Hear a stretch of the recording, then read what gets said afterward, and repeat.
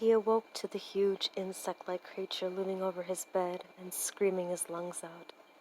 They hastily left the room and he stayed up all night, shaking and wondering if it had been a dream. The next morning, there was a tap on the door.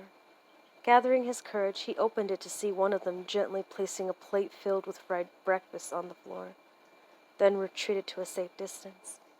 Bewildered, he accepted the gift. The creature chittered excitedly. This happened every day for weeks. At first he was worried they were fattening him up, but after a particularly greasy breakfast left him clutching his chest from heartburn, they were replaced with fresh fruit.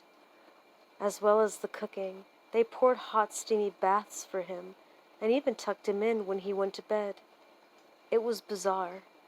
One night he awoke to a gunshot and screaming. He raced downstairs to find a decapitated burglar being devoured by the insects. He was sickened, but disposed of the remains as best he could. He knew they had just been protecting him.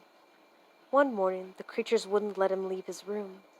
He lay down confused, but trusting as they ushered him back into bed. Whatever their motives, they weren't going to hurt him. Hours later, a burning pain spread throughout his body.